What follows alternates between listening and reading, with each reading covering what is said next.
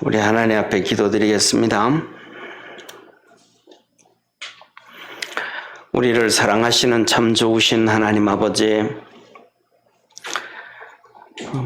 성금요일 우리 금요 7회 예배로 하나님 앞에 경배와 찬송과 영광을 돌립니다.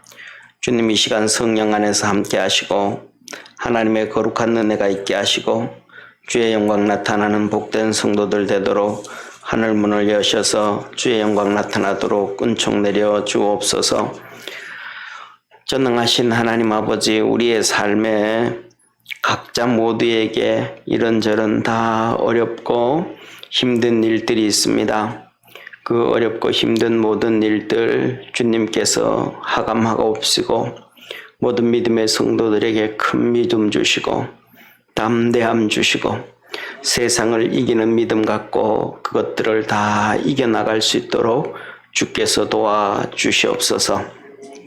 하나님 아버지, 우리 이삼주 목사님 눌봄 요양병원으로 옮기셔서 있는데 주께서 함께 하시고 은혜 베푸시고 성령으로 충만한 은혜 더하여 주옵소서. 아버지 장계순 권사님 이제 음식을 먹지 못하는 이러한 가운데 있습니다. 주님께서 항상 함께 하시고 마음의 평강 주시고 성령의 도우심의 역사가 있게 하여 주옵소서. 오늘도 이 시간 주님 앞에 나온 모든 믿음의 성도들에게 주님께서 하늘 문 여시고 성령의 도우심과 역사하심과 구원의 은혜 있게 하여 주옵소서. 또 하나님 말씀 들을 때 우리 속에 성령님을 물붓듯 부어주시고 부르짖어 간구할 때에 하늘 문을 열어 응답해 주옵소서. 이 시간 하나님 앞에 김성자 권사님 헌금 드립니다. 11조와 건축헌금, 선교헌금, 감사헌금, 또 아버지 하나님 부채 상환헌금 주께 드리오니 받아주시고 하나님의 도우심과 역사하심 있게 하시고 우리 모든 성도들에게 날마다 주님의 능력으로 힘더해 주옵소서. 구원하신 예수님의 이름으로 기도드립니다. 아멘. 우리 하나님 말씀 같이 보겠습니다. 전사님 3번 버튼 눌러주세요.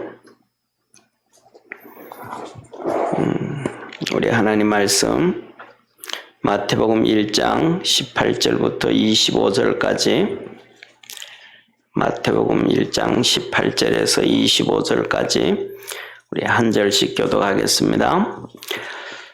예수 그리스도의 나심은 이러하니라. 그 모친 마리아가 요셉과 정혼하고 동거하기 전에 성령으로 잉태된 것이 나타났으니 그 남편 요셉은 어려운 사람이라 저를 드러내지 아니하고 가만히 끊고자 하여 이 일을 생각할 때에 주의 사자가 현몽하여 가로되 다윗의 자손 요셉아, 내 아내 마리아 데려오기를 무서워 말라. 저에게 잉태된 자는 성령으로 된 것이라. 아들을 낳으리니 이름을 예수라 하라. 이는 그가 자기 백성을 저희 죄에서 구원할 자이심이라 하니라. 이 모든 일에 된 것은 주께서 선지자로 하신 말씀을 이루려 하심이니 가라사대 보라, 처녀가 잉태하여 아들을 낳을 것이요 그 이름을 임마누엘이라 하리라 하셨으니 이를 번역한즉 하나님이 우리와 함께 계시다 함이라. 요셉이 잠을 깨어 일어나서 주의 사자의 분부대로 행하여 그 아내를 데려왔으나 아들을 낳기까지 동침치 아니하더니 나음의 이름을 예수라 하니라. 아멘. 아멘. 우리 옆에 있는 분들하고 한번 같이 인사 한번 하겠습니다. 영적인 사람이 됩시다 하고 한번 인사합시다. 예, 우리 영적인 사람이 됩시다. 아멘. 예, 오늘 본문 말씀을 보면 이렇게 지난주에 이어서 17절까지 예수님의 족보가 쭉 나와요. 아브라함과 다윗과 예수 그리스도의 세계라 하면서 족보가 딱 나오고 그 다음에 오늘 본 말씀 예수님의 탄생에 대해서 설명을 해놓습니다. 지난번에 말씀드린 것처럼 마태, 마가, 누가, 요한복음의 특징들이 있습니다. 그 특징들을 보고 그 특징들에 보고 그 포커스에 맞춰서 성경을 보면 하나님이 우리에게 하시고자 하시는 그 뜻, 의도를 명확하게 볼 수가 있습니다. 그래서 마태복음은 이 이스라엘 백성들, 쉽게 말하면 태어나면서부터 뱃속에서부터 하나님을 섬기던 선민들, 오늘날 우리가 얘기하면 모태신앙인들, 또 우리가 살아가는 데 있어서 예수 믿는 우리들에게 주시는 메시지인데, 이것은 바로 예수 그리스도를 만나고 신앙의 변화 역사가 이루어지는 메시지예요. 그 다음에 마가복음 같은 경우에는 세상의 돈과 권력과 명예를 다 가지고 있는 이 로마 사람들에게 주는 메시지예요. 그러니까 그 로마 사람들, 돈과 명예와 권력을 가지고 있는 사람들에게 하나님께서 어떠한 관점으로 기록을 했는지 보게 되면 마가복음을 더 이해하게 되고 우리가 그런 것에 변화되어질 수 있는 거예요. 그 다음에 세 번째로는 누가복음은 헬라 사람들에게, 지식인들에게 주는 메시지, 지식인들에게 주는 메시지예요. 그래서 오늘날 다는 아니지만은 오늘날 살아가는 이 시대에 살아가는 우리가 세상 학문을 공부하면서 언어를 공부하면서 헬라어를 공부하는 사람들은 두 종류의 사람들이 있습니다. 첫째로는 목사들은 필수로 헬라어를 공부를 합니다. 그 다음에 두 번째로는 의사들 중에서 헬라어를 공부하는 사람들이 있습니다. 그만큼 뭐냐 하면 헬라는 철학을 바탕으로 되어진 지식인들이거든요. 그러니까 지식인들에게 하나님께서 주시고자 하는 그들의 지식을 깨고 메시아 예수 그리스도를 만나게 하는 복음서가 누가복음서예요. 그리고 요한복음 같은 경우에는 그 당시에 영지주의자들을 대적하기 위해서 이단 영지주의거든요. 그러니까 지금은 우리가 영지주의와 완전 이단 이렇게 하지만 그때 영지주의 하면 그냥 사이비 이단성이 있는 이 정도 생각하지 않았을까 싶어요. 그들에게 그들을 이렇게 배격하고 성도들의 신앙을 견고하게 세우기 위해서 요한복음을 기록했는데, 이 요한복음 한마디로 말하면 진리를 추구하는 자들에게, 그러니까 그냥 쉽게 말하면 불교 왔다 갔다 하는 사람 그냥 이런 게 아니고 불교의 스님들 중에서도 요새는 좀 모르겠습니다만은 원래 스님들 중에서는 스님들은 세 종류의 스님들이 있었어요. 옛날에 조선시대 같은 경우에는 그런데 요새도 좀 그런 세 종류의 스님들이 계신 것 같아요. 그러니까 뭐냐 하면 어떤 스님들이냐면 첫째로는 학승이라고 합니다. 학승. 그러니까 학승이라 하시는 분들은 정말 참선하시는 분들이 있죠. 그죠? 참선하시는 분들이, 이분들이 학승입니다. 그 다음에 두 번째로는, 이렇게 모든 일들, 행정들을 하고 이렇게 하시는 분들이 있어요. 예를 들면 주지승이라든지, 그 다음에 이렇게 모든 행정적인 이런 것들, 저런 것들 다 관리를 해요. 그래서, 뭐라 그럴까, 요새로 얘기하면 납골당 같은 거 하고 나면 그런 것도 관리하고 교족부 같은 것도 관리하고 모든 이런 행정적인 일들을 다 하시는 분들이요. 그 다음에 세 번째로는 우리가 항상 하는 얘기처럼 땡중들이 있어요. 땡중들. 이 땡중이라고 하는 이분들은 뭐냐 하면 이렇게 절간을 지키는 사람들, 절간을 지키는 분, 무술을 하고 이렇게 해서, 개 중에는 절에 와가지고 돼지고기 내놓으라 그러고 소고기 내놓으라 그러는 깽판 부리는 술 먹은 사람도 나타날 수 있고, 그 다음에 또 하여튼 이런저런 수많은 사람들이 나타날 수 있으니까 그런 사람들을 절에 와서 행패 못 부리도록 딱 지키는 사람들, 그리고 그 다음에 또 학생들 있잖아요. 그죠? 학생들. 이분들이 또 어디 출타를 하고 뭐 어디 한다 그러면 보디가드로 따라다니는 분들. 그리고 이제 주지 스님 하면서 그분들이 이 주지 스님들이 그다음에 이 주지 스님들 이분들이 간혹 뭐냐 하면 이렇게 시주하러 다 나올 때가 있어요. 그러니까 학생도 시주하러도 나오고 주지 스님도 그냥 이 시주하러 나오기도 하고 더 나가서는 이런 분들이 이제 세상에 한 바퀴 이렇게 참선하다가 한 바퀴 이렇게 돌고 들어가는 그래서 특별히 시주승은 없는 것 같아요. 그런데 이분들이 한 번씩 이렇게 도시는 게 있는데 오늘날도 그런 것 같아요. 절에 보면 이렇게 참선하시는 분들도 계시고 그 다음에 조계종인이 뭐니 이렇게 하면서 행정하고 일하고 이렇게 하시는 분들도 계시고 그 다음에 옛날에는 우리가 뭐 거의 20년은 됐죠. 30년은 됐죠. 김영삼 대통령 정부 시절에 보면 이 조계종의 스님들이 막 몸싸움하고 싸운 거 우리 옛날에 뉴스 시간 한번 봤잖아요. 그죠? 싸움을 하신 분들, 이분들이 뭐냐면 학승이나 뭐 주지승 이런 분들이 아니고 행정하시는 이분들이 아니고 그 보디가드로 있는 스님들이 그들이 이렇게 싸운 거예요. 그렇게 이렇게 싸우는데 여기에서 대표적인 것들 중에 하나가 뭐냐 하면 이렇게 참선하시는 분들한테 전도하고 싶으면 뭐 다른 서신들도 읽고 보면 이렇게 건의해도 좋겠지만은 특별히 요한복음 같은 것을 읽으라 그러면 그분들이 이렇게 정말로 주님을 만날 수 있는 확률이 아주 높아가죠.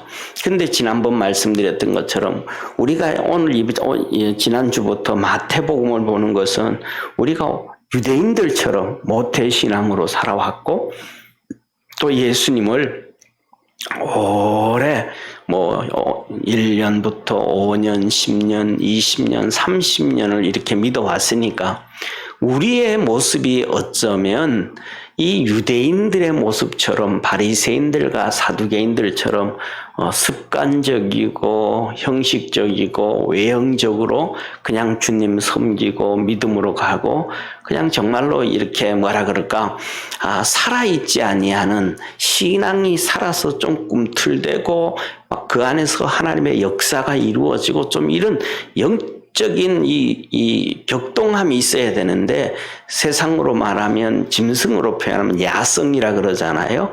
짐승들도 집에서 그냥 들에서 잡아와 가지고 우리에 집어넣고 기르면 야성들이 다 사라져 버리고 없잖아요. 그죠? 그런 것처럼 우리 성도들에게도 그런 영적 야성이 있어야 되는데 어느 이렇게 편안하게 신앙생활 하다가 보니까 어느 순간 이 바리새인들 사두개인들처럼 영적 야성이 이루어져 버려서 예수님을 믿기를 하는데 정말로 그 큰 은혜 안으로 풍덩 들어가지 못하는 경우가 있지 아니한가.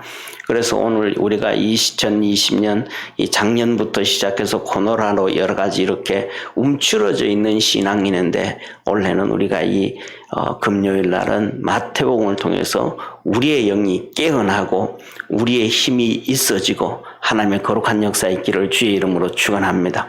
이 관점으로 이렇게 딱 성경을 보면 우리가 금방 말씀드렸던 마태복음 이 말씀의 관점으로 오늘 본문 말씀을 딱 보면 그 전에 느끼던 것과는 전혀 다른 모습들이 딱 나타나게 되어집니다. 그게 뭐냐 하면 자 보세요. 2000년 전에 예수님 시대에 있던 그 바리새인들, 사두개인들, 유대인들의 그 하나님을 섬기는 사람들의 모습을 보면 그들에게는 두 가지가 없어요. 첫째로는 성령님이 없어요. 첫째로는 그들에게 성령님이 없어요. 그런데 오늘 본 말씀 탁 튀어나오는 게 제일 먼저 족보 딱 나오고 난 다음에 아브라함부터 족장시대 끝날 때 왕조시대까지 14대 그 다음에 이 왕조시대부터 시작해서 바벨론 포로까지 14대 바벨론 포로부터 예수님까지 14대 그러면서 이 족보를 딱 끝내고 난 다음에 예수님이 나오는데 성령으로 잉태됐다. 그러니까 대부분 성령님의 역사를 얘기하고 있는 거예요. 오늘날 우리도 똑같이 이 성령님의 역사 가운데서 있지 아니하면 그 유대인들의 그들의 그 모습과 차이점이 없다. 그래서 예수님께서는 십자가에 못 박히고 죽으시고 부활 승천하실 때에 사도행전 1장 4절부터 아버지께서 너희에게 약속하신 성령을 기다려라. 예루살렘을 떠나지 말고 성령님이 너희에게 임하시면 너희가 권능을 받고, 신앙은 그냥 교회 왔다 갔다 하고 그냥 하나님 섬기고 하는, 그냥 성전에 왔다 갔다 하는 바리새인들, 성전에 왔다 갔다 하는 사두개인들, 그냥 성전에 와서 이 성전 회당에 가가지고 성경 공부하고 지식으로 쌓아가는 이러한 신앙이 진짜 신앙이 아니고, 정말로 신앙에는 영적인 변화가 있어야 된다. 성령으로 인하여 거듭남의 역사가 있어야 된다. 그래서 요한복음 3장에 니고데모에게 말씀하시기를 너는 선생된 자로서 거듭나야 된다는 말을 아직도 모르느냐? 아브라함의 후손으로 태어나야 되는 것이 아니고 성령으로 거듭나야 된 것을 말씀하고 계시거든요. 그러니까 대부분 이렇게 마태복음 들어서면서 이스라엘 백성들이 딱 족보를 끝나고 나서 대부분 하나님께서 땅 하시는 말씀이 성령이라는 거예요. 그래서 저와 여러분들도 그냥 교회 다니면서 성경 공부하고 그냥 와서 예배 드리고 그게 아니고, 내가 정말 어떻게 하면 성령의 역사, 성령의 충만함 가운데서 내가 살아갈 수 있을까? 할렐루야. 그게 정말로 중요하다는 사실이에요. 뭐냐면 우리 속에서 진짜 성령은 두 가지로 나타나게 되어지는데, 성령님의 역사는 두 가지로 나타나게 되는데, 하나는 외형적으로 나타나게 되어지고 하나는 인격적으로 열매를 맺기 시작하는 거예요. 이게 성령의 충만함이고 성령의 역사예요. 그러니까 외형적으로 나타나는 것은 은사라고 볼 수가 있는 거예요.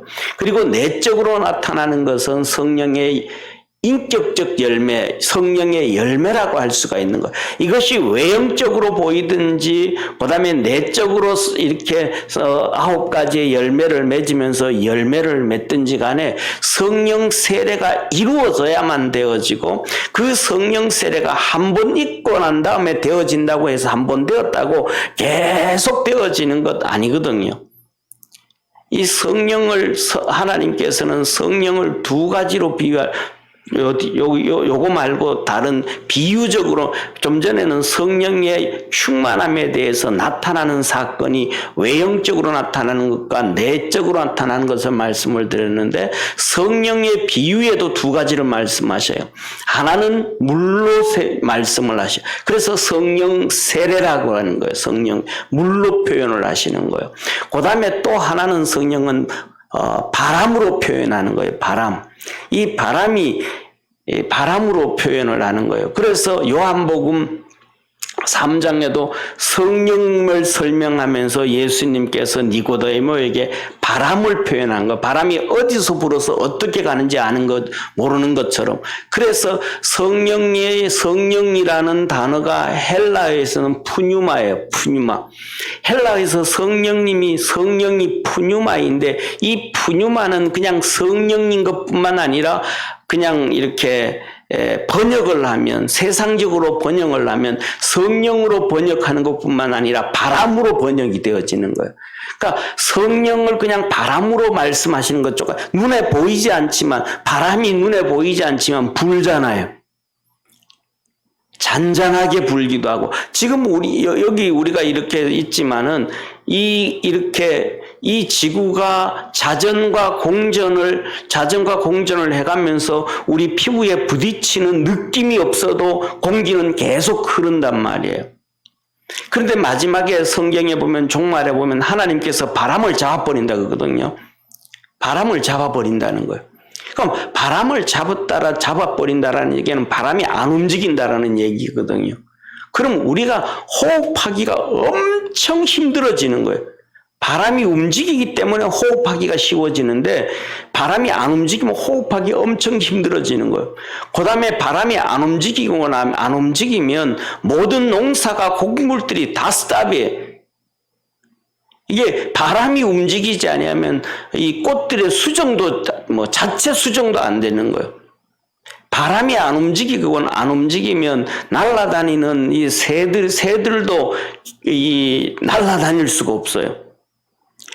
계절을 통해서 독수리도 날아다니고 막 횡단을 달려나는데 그 횡단하면서 날아다니는 그 새들이 전부 바람을 통해서 날아다니거든요. 바람이 없어지면 다 끝나버리는 거예요. 그러니까 이 성령 보이지 않는, 그래서 뭐냐면 바람도 여러 종류의 바람이 있죠. 보이지도 않지, 잔잔하게 우리 피부에 부딪히지도 않지만 자전과 공전을 통해서 바람이 계속 움직이고요.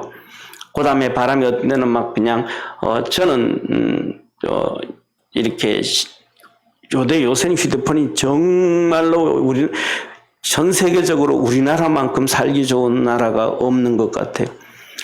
휴대폰에 저도 날씨 앱을 다운받아 있는데 그 날씨에 보면 딱 보면 나오잖아요. 뭐가 나오면 오늘 최저 기온, 최고 기온, 시간당 몇 도, 밑에 그 다음에는 체감 온도, 그 다음에 그 밑에 보면 미세먼지, 좋음, 나쁨 뭐 뜨고, 초미세먼지 또 뜨고, 바람 시속 몇 킬로, 어떤 거는 앱을 보면 초속 몇 킬로. 그거 보고, 오늘은 자전거 타러 운동가 그러지 말아야 되겠다. 바람 너무 세다. 그런데 바람이요, 이놈이 정말 지 맘대로예요. 이렇게 탄천 가서 한번 갈 때 보면 바람이 이렇게 맞바람을 치고 자전거를 타고 가다 보면 아이고 지금 맞바람 되니까 한 30분 갔다가 돌아올 때는 등지고 오니까 좀 편하겠다 하고 가면 올 때 되면 또 이게 뒤집어져 있어요. 또 맞바람이에요. 이 바람이요 자기 맘대로 안 돼요. 성령에 대해서 바람을 얘기하는 거예요. 그래서 뭐냐면 태풍을 불기도 하고요. 그래서 성령이 임하는 것처럼 우리 속에 정말로 잔잔하게 계속 역사하시는 성령이 있을 때가 있고요. 그 다음에 또 정말로 시속 몇 킬로씩 바람이 부는 것처럼 느껴지게 하고, 정말 어떤 데는 기도하고 믿음으로 하나님 앞에 엎드려 있다가 보면 태풍 치듯이 성령님의 막 그냥 역사하심을 경험하기도 하잖아요. 이런 것들이 계속 유지가 되어짐으로 말미암아 성령 충만이 유지가 되어진다라는 것을 기억하고 깨달을 수 있는 성도 되기를 바랍니다. 그렇게 되어질 때 성령님은 불이다라고 하는 거예요. 가슴이 뜨거워진다. 믿음의 열정들이 생겨진다. 이런 얘기란 말이에요. 그걸 또 똑같이 물로 표현하는 거예요. 물로. 바람이 그렇게 세긴 것처럼, 그 다음에 비도 똑같은 거죠. 정말로 이슬비처럼 자고 일어났는데 이 이슬이 하얗게 내린 경우도 있잖아요. 그 이슬비를 통해서 녹으면서 식물들이 그 물을 먹고 자라죠. 가랑비, 그 다음에 장맛비, 그 다음에 아침 저녁으로 내리는 이런 비들, 그런 비들이 넘어져서 곡식들을 충분히 익히거든요. 이 올해만 되었다고 해서 내년에 아니에요. 매년마다, 매 때마다, 매 시간마다 그것들이 계속 되어져야 되는 거예요. 그러니까 우리가 성령에 충만하면 그렇게 중요한 거예요. 그래서 그 하나님의 힘과 능력으로 살아가게 되어짐을 기억하는 우리 믿음의 성도 되어지기를 축원합니다. 그런데 오늘 여기에 본 말씀, 성령님으로 인해 가지고 마리아에게 예수님이 잉태되어졌는데 그 잉태되어진 사건은 말씀을 통해서 했지만 그 말을 천사가 얘기할 때 이 마리아가 정말로 태풍처럼 임해서 예수님이 임하셨다. 그거는 아닌 것 같아요. 그냥 잔잔하게 아멘 하는 순간 그냥 마리아의 몸에 성령님으로 잉태되어지지 않았는가. 왜 생명의 역사는 막 그냥 태풍이 치고 막 소낙비가 뭐 이렇게 내리고 이런 걸로 통해서 성령의 역사는 아니잖아요. 생명의 역사는 아니잖아요. 이 생명의 역사는 잔잔한 가운데 이루어지는 게 생명의 역사고, 그 강팍하고 그다음에 이 제약으로 가득 차 있을 때 정말로 소낙비처럼 그다음에 태풍처럼 꽝 떨어진단 말이에요. 예, 상황을 볼 때 사도 바울 같은 경우에 제약으로 가득 차 있는 그에게 그냥 햇빛보다가 더 밝은 빛으로 내리쬐잖아요. 예, 그때 주님 만나 주시잖아요. 그거는 그냥 뭐 폭풍이죠. 그거는 정말로 태풍이죠. 그리고 그냥 소낙비죠. 정말로 소낙비 몇 방울만 맞아도 옷이 덤벙져질 정도로 그런 큰 역사죠. 그러니까 제약으로 가득 차 있다가 한번 뒤집기 위해서는 하나님의 그 큰 역사가 이루어지죠. 이 어거스틴이 바뀌어지고 변화되어지는 사건이라든지, 그래서 그의 찬매록이라든지 이런 것들 전부 다 그렇단 말이에요. 그런데 생명의 역사는 그렇지가 않죠. 생명의 역사는 잔잔하게 이루어져 가죠. 우리 오늘도 이제 장권사님이 신방을 나가는데 탄천 오랜만에 그쪽 길 나갔는데 벌써 이 수양 버들 나무에 연 초록이 싹 끼었어요. 벌써 봄이 오는 것처럼 다 보여요. 그 생명은 언제 모르게 그냥 나타나는 거죠. 그런데 세례 요한이 6개월 됐는데 뱃속에 있는 그냥 생명의 역사가 잉태되어진 예수님을 보고 기뻐하고 즐거워했단 말이에요. 그러니까 오늘 여기에서 딱 이 사건을 통해서 하시는 말씀이, 너희 바리새인들 사두개인들 해당에 가서 그냥 성경 공부하고 그냥 왔다 갔다 신앙생활하고 그냥 섬기고 그걸로 다가 아니다. 그것에서는 절대로 주님을 만날 수 없고 깨달을 수 없고 알 수 없고 그렇다. 그들이 정말 성령의 역사가 없으니까 예수님이 천국의 메시지를 전해주는데도 못 알아듣잖아요. 예수님을 보면서도 모르잖아요. 예수님을 만나면서도 모른단 말이에요. 왜? 성령의 역사가 있어야 된다는 거예요. 성령의 역사. 오늘날도 이런 것을 바라보면 성령의 역사 없이 단순한 지식을 통해 가지고 이렇게 아는 경우가 정말로 많은 경우 있죠. 그래서 우리가 다시 한번 이러한 것을 보면서 우리 믿음의 성도들에게 성령의 능력이 임하고 성령의 놀라운 역사가 이루어지기를 주의 이름으로 축원합니다. 그래서 예배드리고 기도하고 주님 섬기고 할 때 그 성령님의 그 비로 표현하든지 바람으로 표현하든지 간에 이 장맛비처럼 때에 따라서는 이렇게 하루 종일 그냥 주섬주섬 비가 내려서 옷을 다 적시는 것처럼 성령의 이런 모습 저런 모습 가운데 성령의 놀라운 역사가 있기를 주의 이름으로 축원합니다. 그 다음에 두 번째로는 이 성령의 역사를 딱 얘기하자마자 이 마태복음에서는 이름에 여기 족보에서는 마리아가 나타나는데 이 성령 얘기를 딱 하고 그 다음에 턱 튀어나오는 게 뭐냐면 요셉에 대해서, 요셉은 의로운 사람이다라는 거예요. 요셉은 의로운 사람이다. 세상에 의로운 사람이 어디 있어요?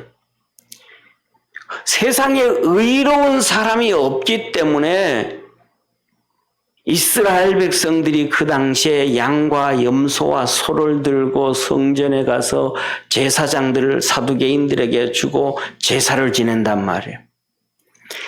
세상에 의로운 사람들이 없기 때문에 바리새인들이 계속해서 율법을 갖다 놓고 너 죄인이다, 너 죄인이다, 너 죄인이다, 너 죄인이다 그런단 말이에요. 전부 죄인이니까 죄를 안 지키기 위해서 그들은 바리새인들에게 예수님 말씀하시잖아요. 너희는 박하와 채소의 11조도 드리고, 그들이 죄 안 지키기 위해서 조그마한 것에 대해서도 11조를 다 떼고 다 몸부림을 친다는 거예요. 그럼에도 불구하고 죄인은 전부 죄인이라는 거예요.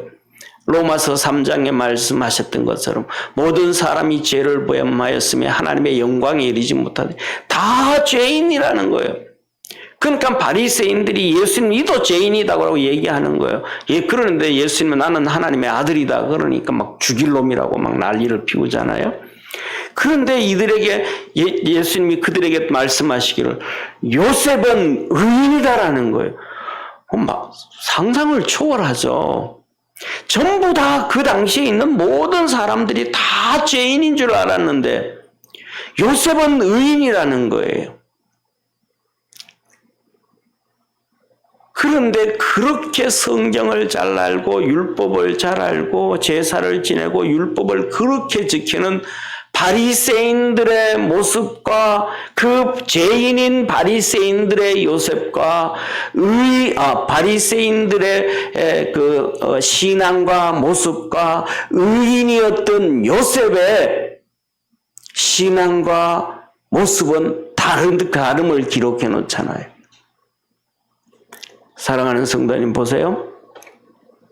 예수님께서 말씀을 전하고 있을 때에 바리새인들이 대낮에 간음하던 여인을 잡고 예수님한테 와서 내던지면서 말합니다. 랍비여, 모세의 율법에 말씀하시기를 이 자는 돌로 치라 하였거늘 어떻게 하면 되겠습니까? 이들은 그냥 돌로 치는 사람들이잖아요.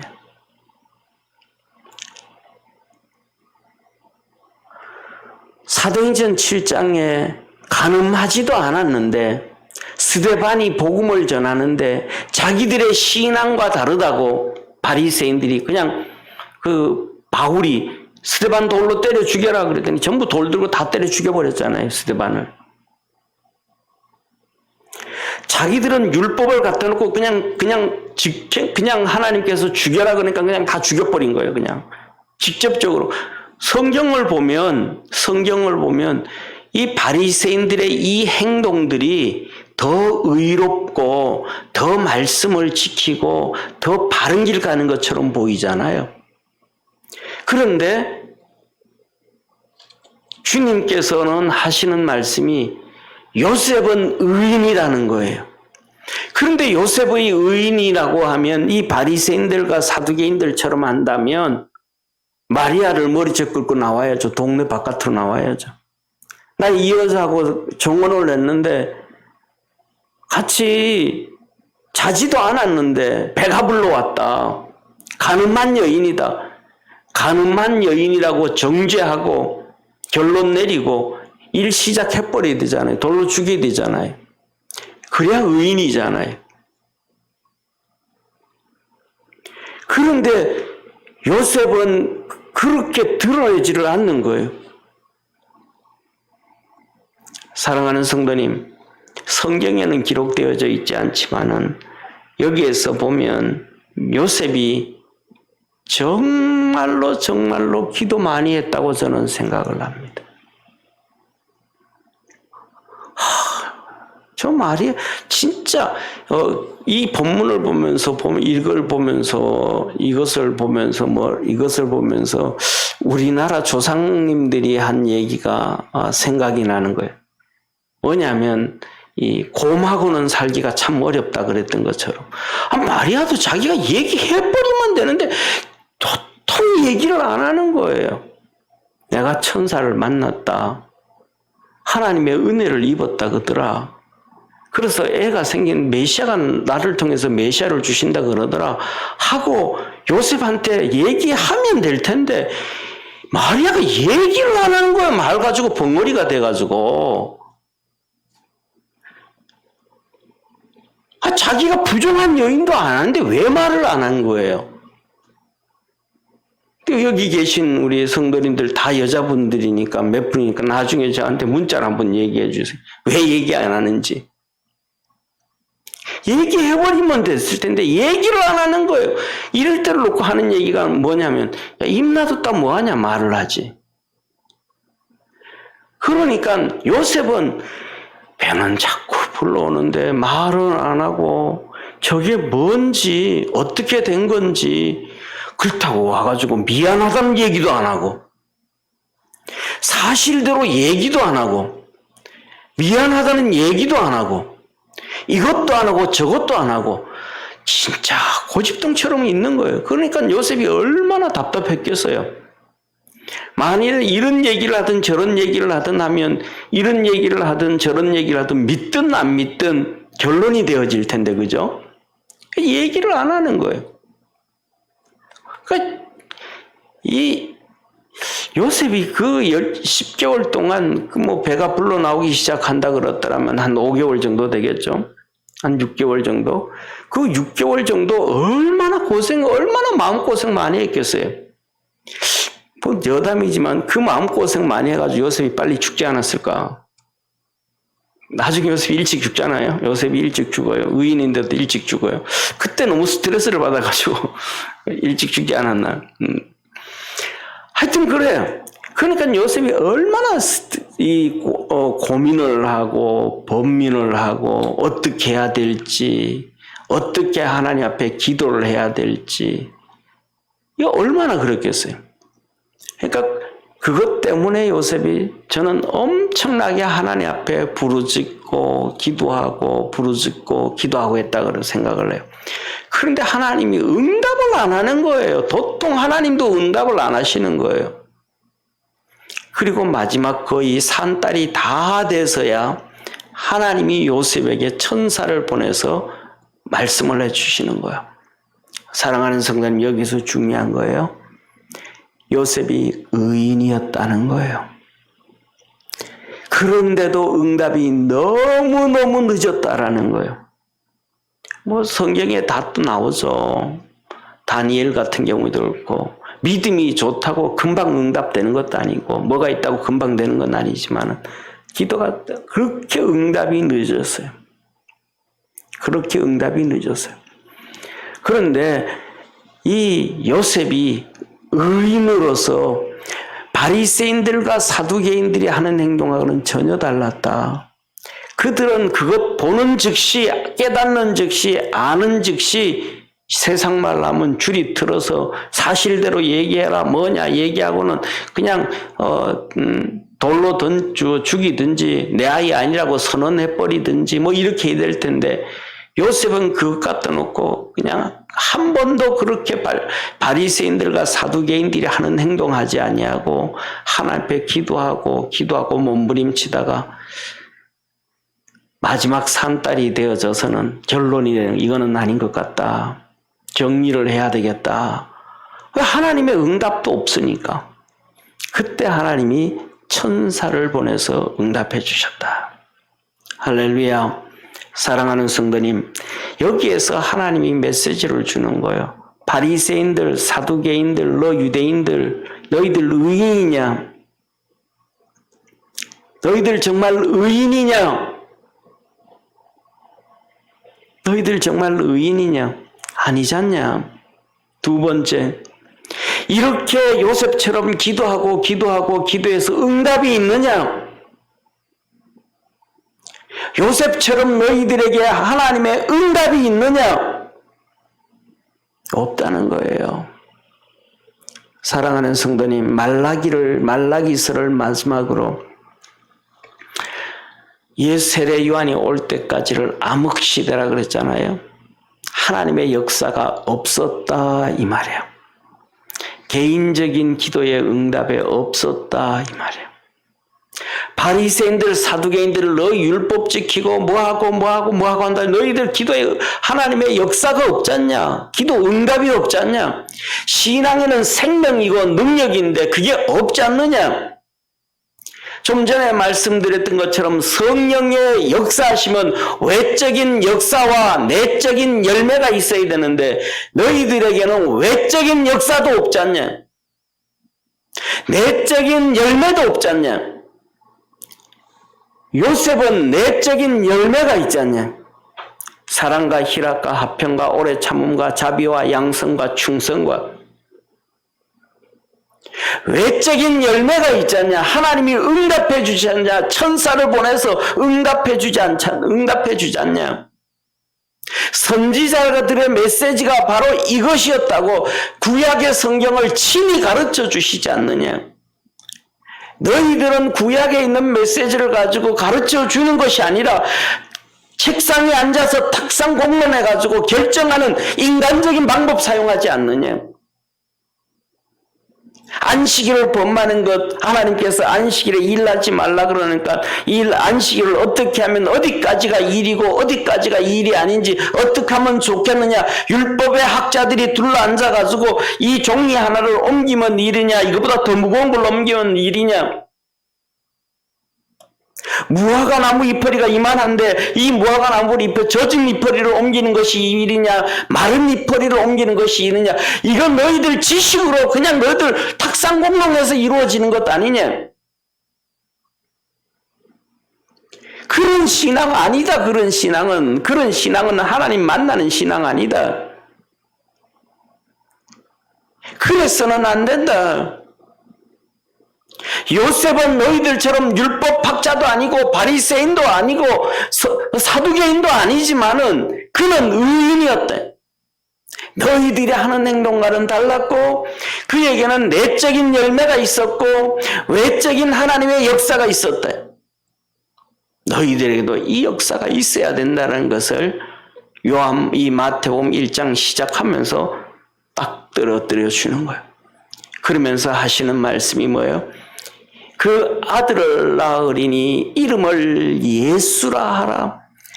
저가 자기 백성들의 죄를 사해줬다.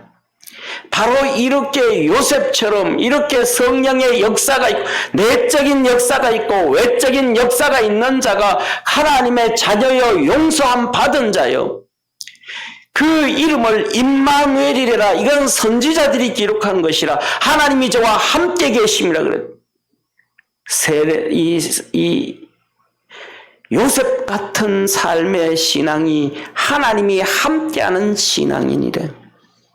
비록 기도를 하는데도 늦게 응답되고 빨리 응답되지 않고 힘들고 그 오랜 기간 동안 몸부림치고 그 오랜 기간 동안 마음 아파하고 그 오랜 기간 동안 눈물 흘리고 그 오랜 기간 동안 쓰라린 가슴을 안고 지나갔지만 주님이 함께 계신 것이다. 하나님이 함께 계신 것이다.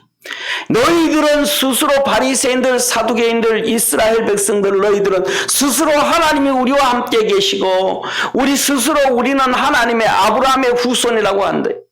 그런데 우리 주는 누가복음에 뭐라 그래요? 하나님께서 이 돌들로도 아브라함이 후손이 되게 하시느니라. 하나님의 능력은 무궁무진하시다는 것을 말씀해 주시는 거예요. 어떻게 돌들을 통해서 이 돌을 통해서 아브라함의 후손을 만들 수가 있어요? 하나님은 하실 수 있다는 거예요. 그래서 사랑하는 성도님, 오늘 이 본문 말씀의 메시지는 이렇구나 하고 그냥 지식으로 이해하고 지식으로 읽고 넘어가면 똑같은 우리의 모습은 바리새인들과 사두개인들처럼 그냥 성경 보는 것이고 그냥 아는 것이고 그냥 넘어가는 것이고 차이점이 없습니다. 우리가 금요일날 모일 때마다 기도하고 하나님 앞에 나갈 때마다 또 주일날 와서 예배드리고 섬기고 나갈 때마다 매 시간마다 하나님 앞에서 엎드리고 기도할 때마다 여러분들의 심령 속에 성령의 단비가 적셔지고 성령의 이슬비가 내려지고 성령의 폭풍 같은 바람도 있고 이 소낙비 같은 놀라운 역사도 있고 그래서 그런 것들이 계속 유지되어져서 열매도 맺어지고 하나님의 거룩한 축복이 있기를 주의 이름으로 축원합니다. 기도드리겠습니다. 전능하신 하나님 아버지, 우리 믿음의 성도들에게 하나님께서 예수님의 탄생, 잉태, 그를 통해서 역사하시는, 요셉을 통해서 역사하시는 하나님의 외적 역사와 내적 역사, 그 모든 역사가 오늘 이 자리에 있는 우리 성도들에게 있게 하여 주옵시고 주의 거룩한 은혜로 충만케 하옵소서. 성령의 뜨거움으로 성령의 충만함이 증거되게 하여 주시옵소서. 예수님의 이름으로 축복하고 기도드립니다. 아멘.